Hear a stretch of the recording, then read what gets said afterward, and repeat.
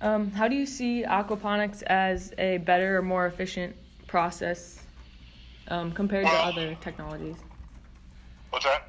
Compared to other technologies like for food creation? Sure. Well, traditional monocropping, which is what you guys see right now with combines and, out in the fields and crops and soybeans and corn. And traditional monocropping is working. It's just that there's a tremendous amount of pesticides and herbicides that are used. Even for organically certified fields, there's got to be ways to keep pests away. And so what you really see is access to an awesome protein. You have to see how much land is there. I mean, they're not making anymore. So if you look at an operation like ours, I'll have 14 acres under glass. In other words, I'll have 14 acres of greenhouses, and I've got 2.5 acres of a building that has fish in it.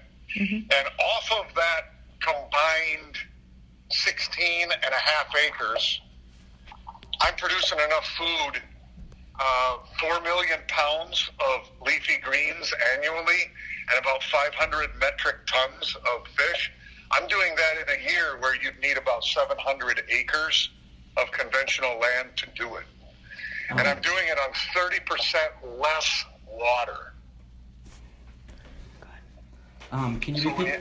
So if you look at that, and then you look at feed conversion ratios, where you talk about, so an FCR is called a feed conversion ratio. And if you have, let's say, beef, you have to give a cow or a steer 10 pounds of food to get 1 pound of beef.